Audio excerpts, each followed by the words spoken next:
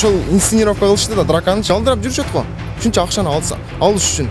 Ошол жерде команда иши депутатка агитация алган. Бул Элмирза Сатыбалдиев деген Шрек киши болот. Шрек да, кличкасы Шрек деп коет. Мен кийин түшүндүм, işte Элмирза Сатыбалдиев. Агитация кылатып, мен башчым тутулуп калган команда ишинче. Анан кийин эми депутат болду да алча. Анан кийин ишти кантип жабыш керек? Эми бул жерде табакташтар бириге атпайбы? Мен сага жардам бердим, сен мага жардам бер деген. Табакташкан акчаны жешкен да.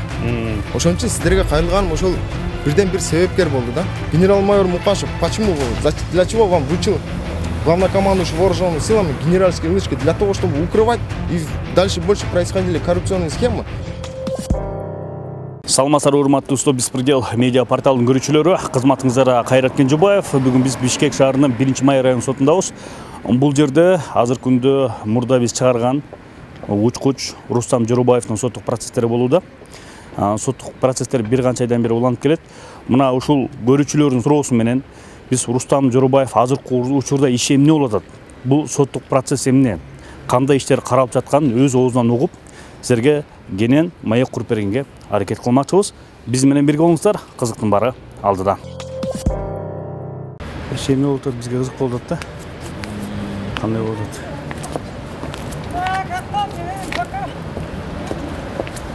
Ал, эмне сурайып атасыздар? Эмне болуп атат деп сурап атабыз? Суд болуп атпайбы? Сизге айтты то, что там о неразглашении хода действий суда алынды. Айтылды сизге? Билбейм. Сен не разглашение алдык деп атпайбы? Не разглашение алдык дейт, эки иш боюнча. Рустам бияка эле.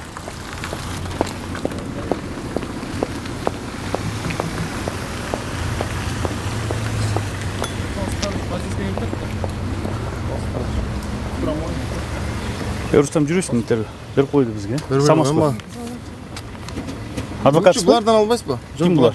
Эмне боюнча? Мени сот коюштат да. Рустамдын иши боюнча.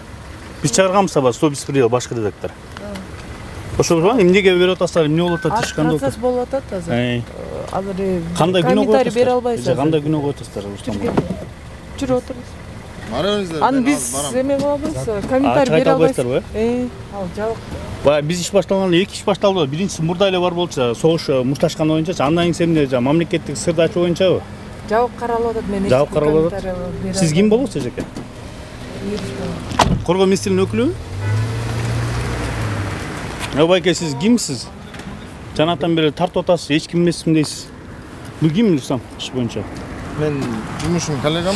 Эмне тартып атасыз? Мен билбейм, өз командасы. Сен эмнеге тартып атасыз? Жөн эле кызыктуу болот, эмне кылып атканыңыз. Сиз ким болосуз? Эч ким эмесмин, дос болом депсизби? Доссузбу? Эмне боюнча тартып атасыз? Жөн эле, мага кызыктуу болот. Бизге да кызык болот да, сиз кимсиз? Эмне? Мен сизге жооп бербейм. Эмне тартып атасыз анда? Жөн эле. Сиз эмнеге тартып атасыз?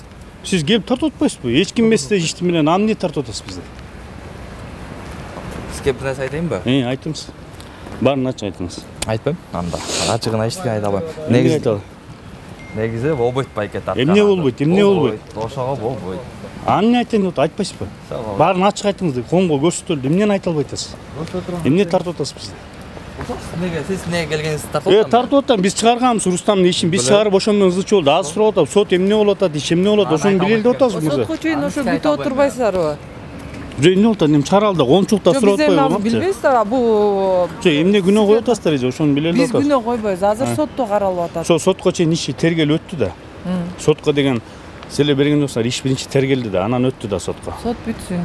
Сот бүткөндөн кийин эмне эже биз просто азыр коомчулук сурап атат. Баягы учкуч бала эмне болду Рустам депчи. Эмне болду? Иш эмне болуп атат деп. Биз айтып атат, иши сотто депчи. Анда тартып көрсөтпөйсүңөрбү деп атат да. Ошо эмне болуп атат? Кандай болот? Айтып койсоңуз эле ошо. Мен азыр комментарий эч кандай бере албайм. Сот бүткөндөн кийин анан беребиз. Сиз коргоо министринин өкүлүсүз да? Жок. Ким болосуз эже? Эми бүткөндөн кийин анан комментарий беребиз дедим. Ушундай өзүлөрүн тааныштырган жок, бирок бүткөндөн комментарий берди. Демек булар коргоо министрлигине же ошол авиация тармагынын өкүлдөрү болуп эсептелет экен. Азыр болсо биз Рустам Жорубаевдин өзүнөн да бир интервью алалы, эмне болуп атат, кандай болуп атат, соттук иштер эмне болуп атат, ошону азыр өз оозунан угуп, кенен чалдырып бергенге аракет кылалы. Анткени көп биздин биз бербейбиз деп ойлойм да. Мен ошол жакта 99 718 аскер бөлүгүнүн юристи болом. мен өзүмдү тааныштырган жокмун деп элем.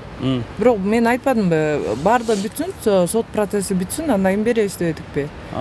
Анан силер азыр коомчулукка ушундай чыгарасыңар, мына тааныштырган жок деп сразу эле бияктан айтып атасыңар. Жок, тааныштырбайм, айтпайм деп атпайсызбы? Мен айтпайм эмес, мен айтып берип атпайм. Аны баары эле билет. Жок, эмне күнөө коюп атасыңар бул балага? Биз күнөө айт, бул болсо айтып атам, мен чындыкты коррупцияны айтып атам. Сотто каралып атат. Соттун чечими менен анын жыйынтыгы чыгат. Рахмат, түшүнүктүү. Азмынакей түшүндүрдү, ошол авиация бөлүгүнүн юристи болом дейт. Аты жөнүн айткан жок. Бирок аз болсо Рустамдан да сурайлы, кандай болуп атат, эмне болуп атат. Анткени көрүүчүлөрүбүздүн баары сурап атат. Эмне болду учкуч балага депчи, кандай болду иш деп. Ал учкуч баланын иши эмне болуп атат деген суроолор бар. Ошону азыр өзү Рустамдын өзүнөн да угабыз. Рустам, бир-эки сөз. Сен баягы бизге келип, Стоп беспредел медиа порталына келип интервью бергенсиң. Ошондон кийин сенин ишиң тергелип сотко өттү да. Ошондо азыр эмне иш болуп атат, кандай иш болуп атат, биякчы эмне болуп атат, ошону түшүндүрбөчү, эмне боюнча күнөө коюп атышат буларчы? Биз билген боюнча баягы мушташканы боюнча бар болчу, маалымат каражаттарынан чыккан да. Анан азыркы бу ишиң десе, азыр өкүлдөрүңөр эч кандай маалымат бере албай сот жүрүп атат дейт. Анан бизди да өзүлөрү тартышты, ушундай кылышты да. Ошону айтып кетпейсиңер, сыр болбосо эметпесе айтсын. Эми эки эпизод боюнча иш болуп атат, каралып атат. Бирок ал процесстер жабык. Сизге да айта албайм. Бирок мурунку айтканымды кайталап кетейин. Мурунку айтканыма. Биринчиси уруш боюнча, экинчиси мамлекеттик сырды ачыктап койдуң дейт. Бул уруш боюнча мен далилдеп бергем, элге далилдеп бердим. Раз уж прокуратура карабайбы, УВКР карабайбы, раз уж мен командачылыгым карабайбы, мен элге далилдеп бердим, что уруш болду, да, но не так мындай деңгээлде эмес. Ал мени биринчи баштап урушту. Кийин өзү сокку жеп, өзүңүз деле көргөндөй, жана ооруканада жатпады го биринчиденчи. Биринчи деп турат. Ошол биринчи иш боюнча. О, жанакы өзүңдүн командириңди уруп салды деп анан 24 кж чыгарса керек. 24 кж 3-июнда чыгарган. 2023 жылы, 23 жылы 3-июнда чыгарган, что якобы я избил его, и официально госпитализирован деп чыгартат. А мен аркасында мен да таң калгам да, интернетке чыгып кетсе кандай госпитализирован, если он не находится в больнице. Больницага да, ооруканага да бардым, машина базарга да бардым. Ар жактан жүрсөм, ал ооруканада жаткан эмес. Аны далилдеп бердик. Видео бар го, машина сатып жүргөн. Биринчиден бар. Анан экинчиден дагы күтүп турсам, коопсуздук кеңеш болду да. Коопсуздук кеңеште кол башчыбыз айтат. Вне телевидениячы. Иште ачык иликтеп, элге туура жана так маалымат бергиле деп. Бул жерде аскердик прокуратура да алдатат. Мына сообщили в Генеральную прокуратуру дейт. По факту избиения офицера сил воздушной обороны возбуждено уголовное дело. Сообщили в Генеральную прокуратуру дейт. Уточняйте, что уголовное дело возбуждения по статье сопротивления начальника или насильственные действия в отношении начальника УККР. Расследование занимается ВПБГ. Военная прокуратура. По данным следствия 31 мая обвиняемый, то есть я, старший лейтенант Джурабаев Рустамбек, во время выполнения своих служебных обязанностей встретился в беседке с капитаном Маматураимовым Нурсултаном Бостоновичем дейт. Стал его, то есть я его оскорблять. Военнослужащий был недоволен тем, что накануне до инцидента его отстранили от полетов дейт. То есть меня отстранить это, да, 30 мая. Затем я избил Маматураимова по данному факту возбуждения уголовного дела. Напомню, драка военнослужащих произошла во дворе дейт. Офицер был госпитализирован дейт. Айта кетсем, мен ал күнү что меня отстранили от полетов дейт. Бул да калп. 30 май күнү я был в качестве начальника гарнизонного патруля, мен нарядта болчумун да. А бул Генеральный прокуратура мени полеттен отстранить этти дейт. Полетный листтерин сиздерге да көрсөтөм, тиркеп көрсөтүп коюңуз суранчы. Полетный листте карасаңыз, там отстранили моего подчиненного. Я заступился фактически за своего подчиненного. Почему незаконно действует, почему незаконно вылетает. Ошол көйгөйлөрдү айтсам, мени ошол инсценировка кылышты да драканычы. Андан сырткары айтсам, Маматураимов деген Маматураимов, командир деп атпайсыздарбы? Айтсам ушул Маматураимов. Ал башынан баш эле көзүнөн негодный да. Учкучка эң башкы эмне? Бул бүркүттөй көздүк керек да. Эң жакшы врачебный лёт комиссиядан өтө албайт. Буну командование өткүзүп берет, жардам берет. Эми мен мурун айтчымын да, бунун жашоосун тийгизип, эмне кылам, бунуку жаман кылып, меники жакшы болуп кетер. Тийишпей жүрсөм, ушул баардык маалыматтарды, ушул минустарын, плюстарын билсем, мени четтетириш керек да бул жактанчы. Мага да условия коюп, увольнение кет, анан кийин ишти жаап берем деп, ушундай шарттарды коюп, мен мындайча айтканда блокадага алынып калдым да. Эми экинчи иш боюнча айтсам, эми бул процесстеги сөздөрдү айта албайм, бирок ачыктап кетейин. Ошондо ачыктаганга укугум жок деп кол коюп бердим, бирок айтып кетейин. Мен капиталдык ремонтту эл билбеш керек эле деп атат да. капитальный тиг учкучтар да? Тиг учактардын капиталдык ремонтун эл билбеш керек эле деп жатат. Эл билбеш керек эле деп жатат. Бирок айта кетейин, капиталдык ремонт өзүнүн биринчиден Министерство обороны 2 февраль күнү ачыктап жатат, что капиталдык ремонт болду деп. Капиталдык ремонт болбой эле, такыр болгон эмес, болсо да некачественный болгон. Ошол акчага сарпталган акчаны, значит, ремонт болбосо бөлүп алышкан да. Ошол. Эки тиг учак боюнча айтпадың беле? Эми эки тиг учактын мурунку жылы ремонттон берген. Эми азыр ошол тиг учак менен Өзбекстандан кече жакында алдык, ошону салыштырып көрсүн. Мына башкы кол башчы Садыр Нуркожоевичти жана УКМК жетекчиси Камчыбек Кыдыршаевичти алдап жатышат буларчы. Я вообще мени уруп салды дейт. Буларды уруп эмес, буларды атып салыш керек, мындай коррупционерлердичи. Ошол иш боюнча. Анан да учкучта отпайсың, бул жакта кандай суммада сөз болуп атат, ошон кызык болуп атат да. Сен эми баягы кызылдап чыккан коррупцияда отпайсың, ошол кандай сумма тууралуу сөз болуп атат, айтып кетсең. Эми маалыматым боюнча, мен так айта албайм, бирок маалыматым боюнча бир 6 миллион долларга ремонт болгон. Бирок ошол ремонттун акчасын ремонт болгон эмес. Мен карап мондай даже невооруженным глазом должен посмотреть. Ремонт болгон эмес, болсо да некачественный болгон. Аны ким далилдеп берди? Биринчиден комиссия далилдеп берди. Лично келип генерал-майор Мукашев, зам генерального прокурора генерал-майор Мукашев келип берди. И главное следственное управление генеральной прокуратуры келип лично далилдеп беришти. Далилденди, но каким-то волшебным образом дело пришлось закрыть. У генерал-майора Мукашева не хватило политического духа. Не хватило. Мукашев көрдү эле ошондо. Көрдү, эми жаап койду да, эми мындай суроо жаралат да, эмнеге ага? Мукашев келип көрдү деп атпайсың, генерал-майор. Ошондой недостаткалары бар экенин, мүчүлүштөрү бар экенин, ремонт туура эмес жүргүзгөнү боюнча келип көрдү Мукашев генерал-майор өзү. Келди, эми делону жаап коюп атпайбы? Не хватило либо политической воли, либо духа не хватило, чувство патриотизма.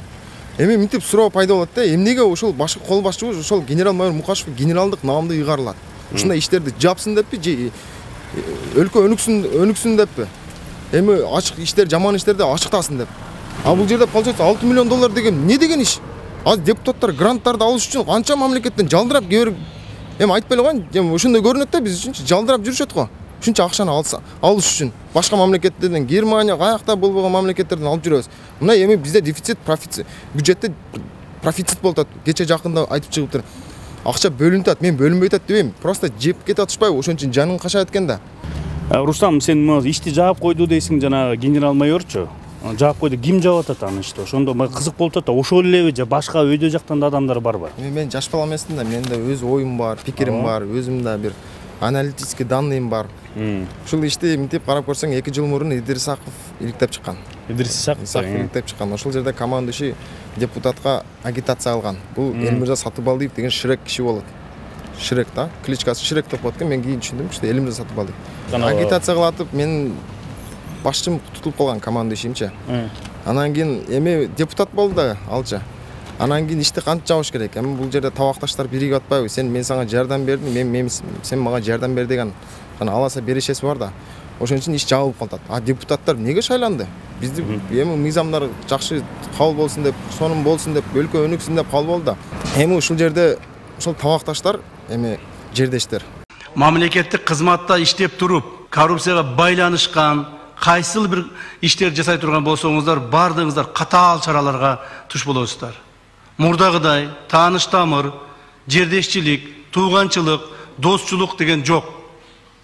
Ким мамлекеттик кызматта иштеп, ушул коррупцияга аралаша турган болсо, президентибиздин тапшырмасы негизинде ар бириңиздер жоопко тартыласыздар. Мен башымда ошондо бул ишти Элмирза Сатыбалдиев жаап атабы? Жаап койтат. Эми Зулпукаровго тоо келдирип койтат да, мындайча айткансамчы. Анан эми бун ким күнөөлүү биринчиден? Биринчиден булар күнөөлүгө биринчи УВКР күнөөлүү, полковник Шадыканов. Почему он, во-первых, должен был пресекать такие моменты? Во-вторых, прокуратура күнөөлүү, которым дело военный прокуратура, а генеральный прокуратура алдап атышат буларчы. Булар күнөөлүү. Эмнеге дегенде ишти жаап койду, не хватило политической воли. Ошол эле айтып кеткендей. А там уже так түшүнүккө териштирип жана миллиондор каяка кеткен иликтеп чыкканга булардын күчү жетпей калды. Күчү жетпей жаап койду. Не хватило духа. Ни каким-то волшебным образом дело закрылось. А антиремонт болсун, если без мониторинга заводов, без ценовой политики, без технического задания бир арсеналга барсаңызбы, ондой турган жерге. задание берет, мону оңдолот экен, могу запчасть алып келесиң депчи. А булар жөн эле мындай эле кыргызбайский вариант кылып койгон да. Ошон үчүн бизди башка көп мамлекеттер сыйлабайт да. А мамлекет неден түктөлөт? Биринчиден күчтүү экономика, экинчиден күчтүү армия. Булар армияны сыйлабайт да. Эми мени ушинтип атышат, эми душман деп атышат. Башка душмандарга маалыматтарды айтып койтасың. Ички душманды эч качан утмайынча сырткы душманды карабагыла.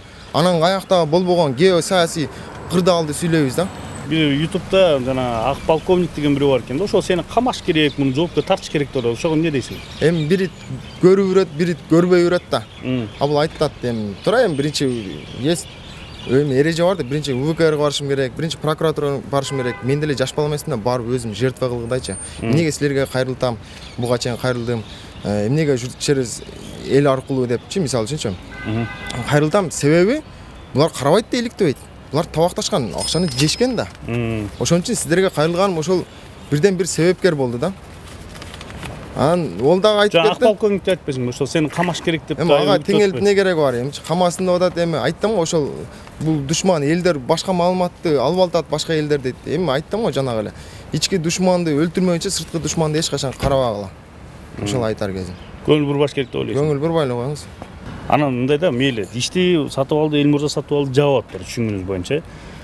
Генерал майор да билет экен, жылдырбай атыптыр. Эч кимдин политика саясий эрки жетпей атыптыр бешкечи. Анан эмне себептен сен ушу жалаң эле ушул жааттагы негативтерди көтөрүп чыгып атасың да? Эмнеге бул сага эмне түрткү да?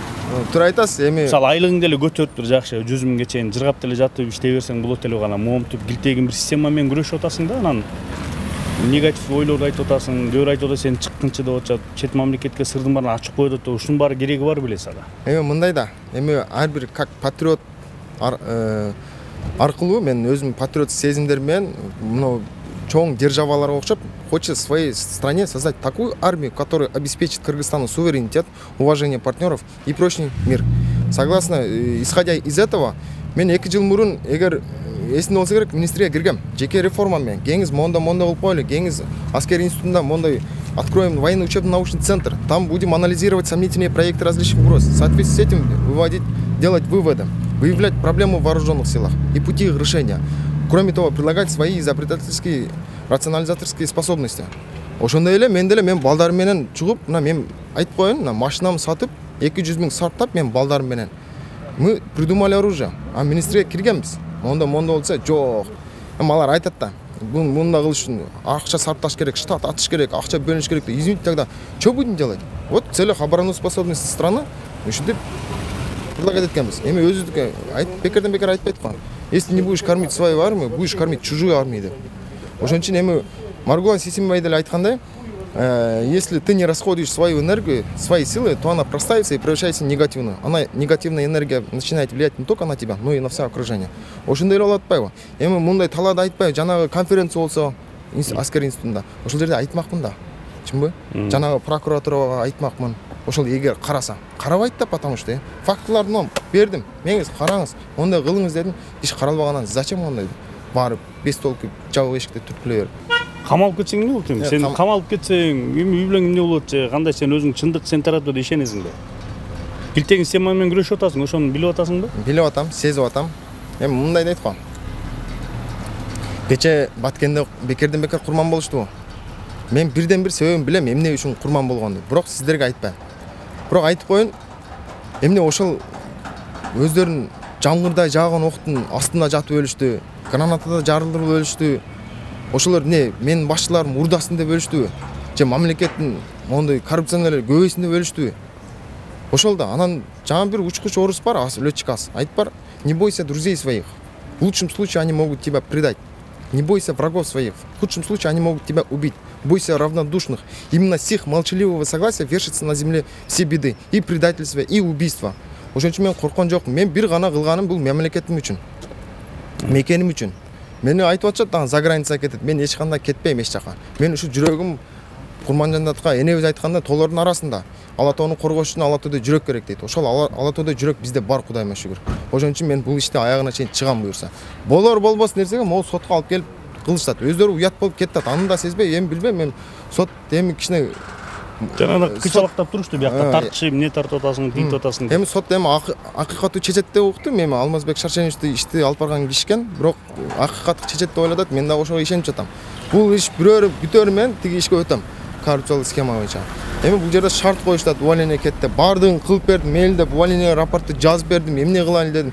Тоже мен да коркутуп көрсөтүм, мондай болуп УВКга барсам коркутуп койду. Коркутушту. Билесиңби, муну 2 жыл мурун 2 ушинтип чегарачылар, бир чегарачы чыкты, ушул каза болуп калды. Билесиңби, ошондой болуп каласың деп. Эми коркутуулар болду. Өлүмүн да коркутуу да. Эми ошондой сыяктуу болду да, мен үчүнчү, мен ошондой кабыл алдым да, личночи. Просто айтарым, УВКРга вы должны были пресекать такие моменты. Но вы закрыли глаза. Генерал-майор Мукашев, почему, для чего вам вручил главнокомандующий вооруженными силами генеральские лычки? Для того, чтобы укрывать и дальше больше происходили коррупционные схемы. Рахмат, Рустам.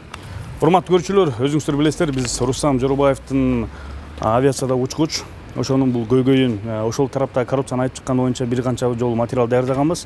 Ушу көрүүчүлөрүбүз да улам сурап турушту, ушул Рустам Жорубаев тагдыры эмне болуп атат азыркы учурда деп. Манекей азыркы учурда 1-Майра район сотунда жабык соту өтүп атат. Соттун чечими али чыга элек. Бирок бүгүнкү жагдай боюнча Рустам Жорубаевдин өзүнүн интервью алдык. Кийинки берүүдө көрүшкөнчө саламатта болуңуздар.